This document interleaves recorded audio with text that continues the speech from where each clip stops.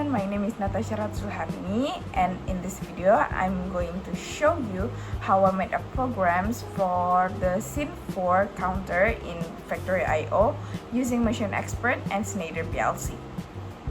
But before we create the programs, first we have to connect everything. First, I power the PLCs, and then I connect my laptop to the PLC using an Ethernet cables, and after that I set the IP address. My laptop is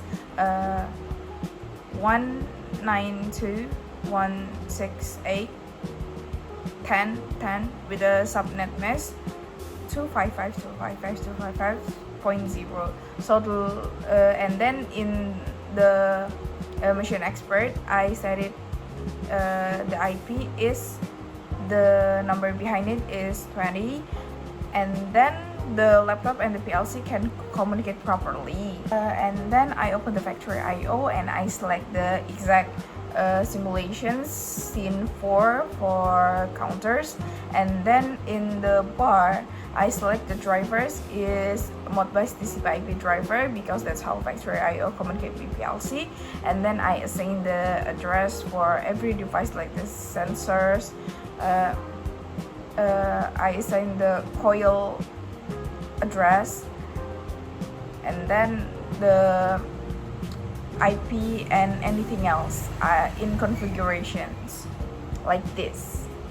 And then in the setup of Machine Expert, I connect it into PLCs first, and then I change the IP like I said before. The behind number is 20, and then the subnet mask is same as the Ethernet in the laptop. And then in the variable that I have made for the conveyor counters, and I set the address in the exact same coil at the Factory IO so it can communicate well. So let's move to Machine Expert programs. First of all, there is in the room 1 there is the sensor 1. The sensor 1 is a sensor from the entry conveyor, and it's connect to conveyor 1.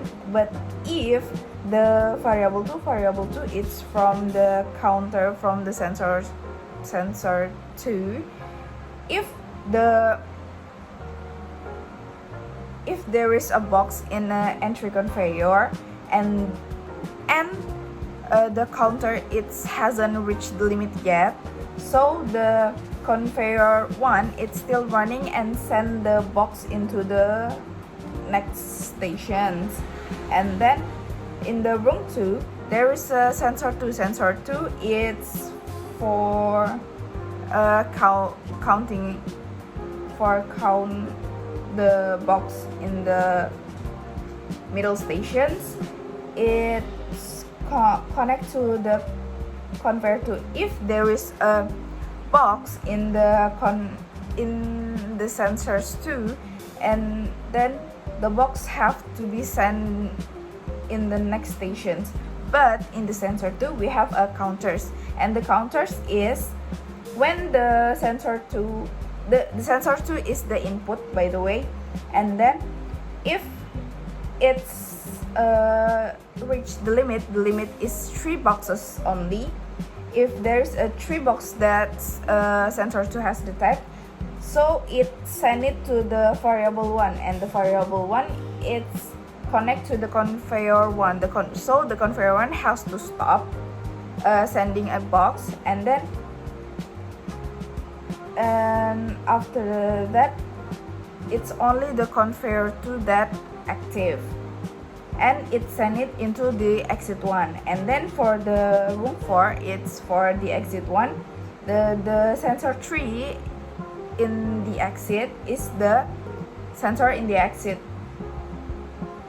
area, and it have to count the box that have leave the conveyor, and when it's past a 3 count, this counter has to reset from the reset 2, reset, and variable 2, and it's have basically it return all of this into 0 to reset all of this, and then it's beginning again from the beginning from the sensor 1. If there is a box in the conveyor 1, it's can sending box once again, and then it's looping, and after the sensor 2 detect again, the conveyor 1 is stopped and it's looping. It's the looping from conveyor systems with the counters in it. And then as you can see in the result, there is a box and it is the sensor 1.